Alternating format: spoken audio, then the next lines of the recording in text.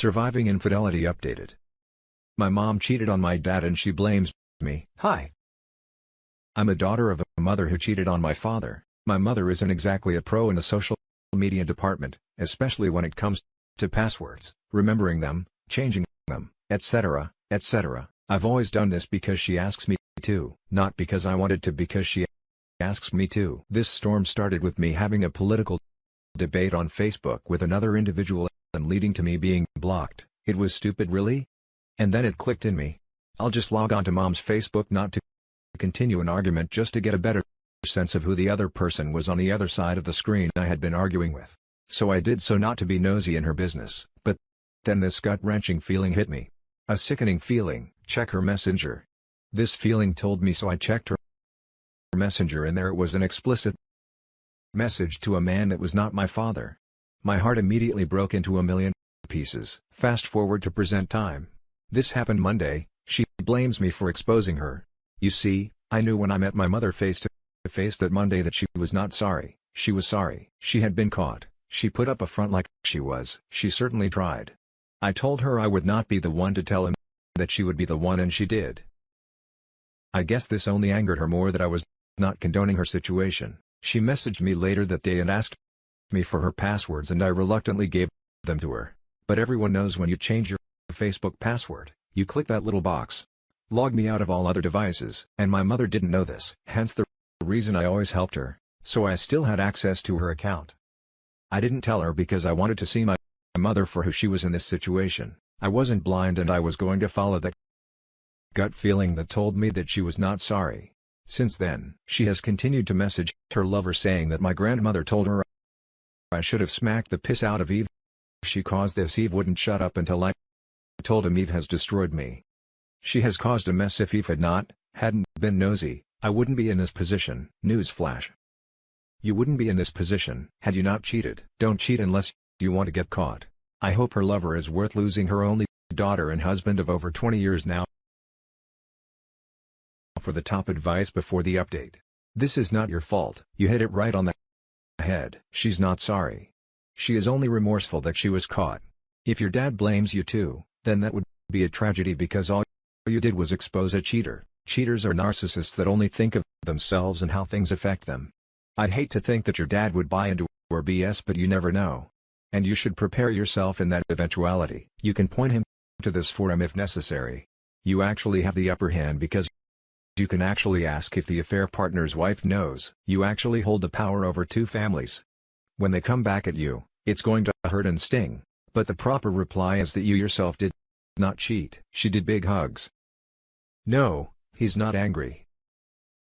Father's Day is coming up here in the US, and he told me this year I didn't have to get him anything because what I did was the best thing anyone had ever done for him. Good dad. He is the best, has always worked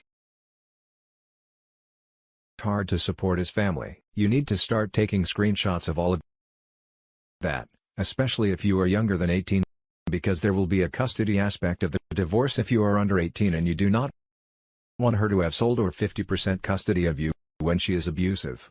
So by getting evidence that she wants to hit you, we will go a long way in preventing her from getting custody. It will also help your dad get evidence that she participated in adultery.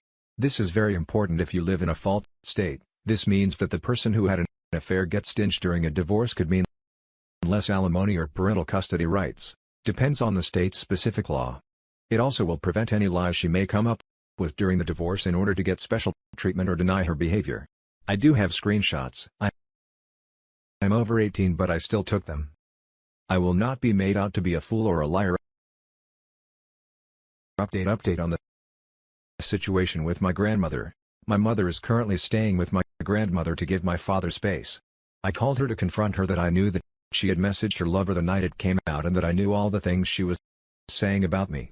I asked her why she would do either of those things, and she told me that she'd done them out of anger. I asked her if my grandmother really said I needed to be smacked, and she said yes. She continued to give me excuse after excuse for her actions, then told me she was going to have to move when I then heard my grandmother in the background say yeah. Because of her, I then told my mother, I didn't understand why it seemed so easy for people to turn against me. I told her I loved her and got off of the phone. So much for family, I guess. Now for the next story. My 25 brother-in-law 35 discovered my sister 28 was cheating on him and my heart is breaking. Note, some minor details will be changed or omitted because family members have read an account, but I won't be adding anything untruthful. I feel so weak. Now, I know how it feels when people say they feel numb as context. My sister has always been the black sheep in our family and was the most disobedient/rebellious in our Asian family household, stayed out too late, fought with teachers, has history of lying/gaslighting. But since she had my beautiful niece and married my brother-in-law, she straightened her life and mellowed down her temper. My brother-in-law is the best you could ever wish for. He was gentle but not a pushover. He was always respectful and treated my parents very well. They lived a floor above where our family apartment is. I learned today that the reason for their fallout a week ago was my sister's infidelity. I listened when my older sister explained it to me and comforted my brother-in-law. But I broke down crying when I went inside the toilet. My father cheated too when I was around 3 years old, had an estranged half-brother, but my mother was too dependent emotionally and financially to my father and they reconciled. This had a huge effect on my mental health. Since I learned of this fact when I was in high school, I am civil and thankful for his sacrifices. But a part of me always hated my father because of this. Never did. I imagined that someone I love would do this again, and I didn't know that it would cause me so much pain. My brother-in-law was approached by the affair partner's wife and showed pics and other evidences of the infidelity. She collated everything and was planning to file an administrative case against my sister. So she will lose her job. My sister hasn't gone home in days when my brother-in-law suddenly traveled 2 hours to go to his parents. We knew they fled. My sister said she caught him cheating and told us to cut contact. She knew how our family viewed infidelity. And so we blocked my brother-in-law, but I knew my sister, so I told my parents that we need to hear brother-in-law's side of the story and lo and behold, he showed us months worth of pics and videos kissing another guy. I can't even look at my parents' face without getting teary-eyed because they just look crushed and so sorry. I don't know why I posted this if I'm asking for advice or I don't know. I was always a lurker in this sub because of my trust issues. It was both comforting and alarming that a lot of people go through what I'm going through. I just don't know what to do for me. My first priority is my toddler niece. We don't know what my sister is thinking and she denies everything. She doesn't know about the evidences. We are afraid she will get my niece and just disappear. Just had dinner full of tears with our brother-in-law and I'm sick to my stomach. Now for the top advice before the update. Support the bill. Remind the sister of how traumatic your father's infidelity was, and why is she acting the same. Then minimize contact with the sister and encourage the bill to move on and seek a more trusting relationship, but ask to stay in his life with your niece. The first thing I did when I saw my brother-in-law, I hugged him and apologized. He was so close to our family and he was the first brother we had. Were 4 girls in the family. I will never forget his heartbroken and worn-out face. My sister is just a wall even to us. We were all close, but this always happened when she messes up. Trouble, nasty confrontation, reconciliation, peace and another trouble through it all. We forgave her and had a strong sister's bond. However, her pride is too strong and I don't have the strength to fight with her anymore. My other sisters and I are all angry at her, but my mind and body are just tired. We don't even know where she is. My parents and sisters are still trying to contact her. Now, from our conversation, I think my brother-in-law is trying to reconcile. Not 100% sure. After he learned of the affair, he waited for her to confess, called her and asked if she had anything to confess. She said nothing. He said all he wants is to talk to her. Honestly, I don't know if my sister is trying to process the mess she is in and I don't know if she wants to reconcile or not. I hate thinking my niece will grow with a broken family, but if it were up to me, I hope they won't get back together. I think they will end up fighting all the time. Always suspicious. And that's what I grew up with. But I don't think I can tell my brother-in-law what to do right now. Answering this question has made me realize the reason for posting this rant. It's because I am so confused right now between loving and hating my sister, feeling so guilty towards my brother-in-law and siding with my family, not because anyone is telling me to, but because my sister is my family. Maybe that's why I feel this way. This is an important reminder that cheating victimizes more than just the spouse or the children. It abuses entire families. You need to support your sister, but that means some very tough love. Supporting her means calling her out when she tries gaslighting, blame shifting and anything else short of full accountability for what she's done and how it has impacted those she loves. Tell her you love her and that's why you're not participating in her nonsense about it. Your first sentence was the first trigger to my tears because my brother-in-law also said this to me when we were talking about the affair partner's wife, his parents, my parents and just the huge number of people affected by my sister's infidelity. I know the hate and anger I'm feeling will subside just like it did the previous times and I will continue to love my sister. I never held back saying mean things to her if they were true and emphasized on how the consequences also include hurting us, our parents, her family. I am dreading the confrontation that I'm scared about the end result, but it is inevitable that in the end, no matter how many profanities I throw out, I can't ever hurt her or leave her. My only advice would be don't turn your back on him. My brother's wife cheated and eventually he was able to get over the heartbreak, but what he couldn't get over was losing her family.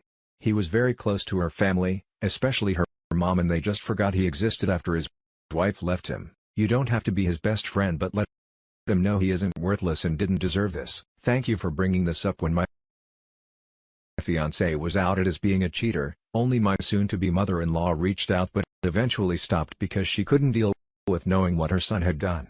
It killed me more because not only did I lose 4 years of my life, but I was abandoned by people who I loved and now miss. It hurts to be ignored by people who you saw as family when you're the victim. Now for the first update after reading the comments, I would like to clarify some things. No, I do not have romantic feelings for my brother-in-law. My father is a disciplinarian and the only guy in the family. We are 4 girls. So when we got a gentle and caring brother, he became a welcome male figure in our lives. He taught me how to drive, never hesitated to leave work. When my sister called him for guy help, he has bonded with some of my boyfriends and intimidated the creeps. It was refreshing, this kind of dynamic. We felt comfortable because he wasn't dead and we could trust him easily because he wasn't a temporary flang. He showed us that he was family. He never told us he loved/cared for us, but he showed us and so did we. I am the official babysitter because whatever I had going, I can cancel if it means I get to take care of my niece. We bonded a lot through the years and she means the world to me. My parents and sisters feel the same way. My niece grew up in an extended family setup, and so it is almost impossible to keep a problem to yourself. Everyone would try to offer help and you just have to ask for help or convey they can solve it yourself. My sisters and I also grew up with a tight-knit bond. We had room to ourselves, but always ended up hanging out in one room because we always loved doing things together until college and then now where we all have work. But I never thought we weren't close anymore. Even we all became adults and started seeing each other less. And that's how it's almost an automatic reaction to run to anyone who is having a hard time. See, I posted this last night when I was deeply emotional and the shock of what happened was still very raw. Being so overwhelmed was a reaction to thinking that I had lost a really important part of my life because I know it's never going to be the same again. I knew that infidelity has permanent cracks that no magic glue can fix. I was so afraid of this happening again after the fallout of discovering my father's infidelity years ago. I thought peace to our family has finally come and only had happiness for the future. My niece was a welcome surprise and brought overflowing positive vibes. My oldest sister and her longtime boyfriend is planning to get married. My second old sister's dream job is within her reach. After years of hard work, I am finally working at a job I enjoy and with people I like. My sister and brother-in-law told us they were trying for a second kid, and we were nothing but supportive. Then everything breaks down. I was probably extra hysterical on my post because in real life, I had to hold it up for my devastated old parents, defeated brother-in-law and innocent niece. DS, my family is the source of my happiness. I don't think this is being selfless or being a good person for me. That's how it's normally supposed to be. This was how I grew up. I will drop everything I have going on if it means I can be with the person I love. Not because I am too involved or too nosy. It's because I honestly want to be there for them, and one of the feelings I hate the most in this world is the feeling of regret. I'd rather give my everything now rather than think of what if tomorrow. Second update. What happened next? Won't give extensive details. It was too messy. One sister and brother-in-law talked denials and no confession. Sister was breaking down and I have never seen her this crazy. She's like a different person. What broke me was seeing my mom and dad ugly cry. 2. In my opinion, there will be no reconciliation. 3. For the meantime, My niece will be taken care of by my parents as agreed by everyone. Because of COVID, I get lots of opportunity to work from home, and so I will take advantage of this. I want to personally take care of my niece too as much as I can. 4. Divorce is not the first option right now. It will be very difficult from where we are from the conversation. Separation is the band-aid solution while everyone tries to figure out the situation. 2 days is a very short time to plan for the future. 5. Told my parents and sisters they can decide for themselves, but I will not be cutting off brother-in-law, and I will not let my sister be alone with my niece. I will help her with logical requests when she asks me to. Right now, I want to distance myself from her, but will definitely help if she wants me to. 6. This is a very heartbreaking, confusing and weird time for all of us pre-COVID. All weekends were family activities and we were quite the large, noisy but happy crowd. Like Christmas every week when COVID happened, we always had fun with video chats, and our group chats was a happy and funny mess. It's so weird to go from that to this. Getting this off my chest when I can't in real life is refreshing and has helped me in a way I didn't know was possible, whether great or ridiculous.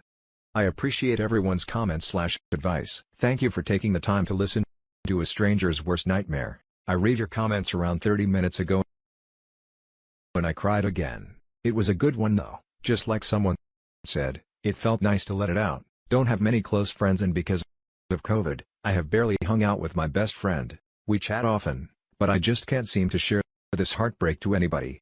Not even my family. They probably don't know how this whole situation is affecting me, and I don't want them to know. I can't put into words how liberating it felt to share this story here, and reading the comments is just a whole other level of how I haven't felt before that somebody out there can give insights and hit the bullseye. Thank you for everyone who reached out and gave virtual hugs. The comments are just full of eye-openers. The situation sucks. There are things that I can do and not do. I did not want or cause this situation, but it's happening anyway, and that's okay. This was an eye-opening observation. I was affected so much because my nightmares are coming true and the people I love are hurt. There are great advice such as separating myself from the situation and not wallowing in too much guilt. And I like that. The idea is too good to be true. But baby steps, I want to try working on that. I don't know if I will continue to update what happens, but I sure will read and reply to the comments. Some are not the type of advice/comfort/reply I was expecting, but nevertheless appreciate them. And that's it for this video, guys. If you have thoughts to share, leave a comment below. Don't forget to hit like and subscribe. If you like this content, I'll catch you in the next one. Good day, everyone.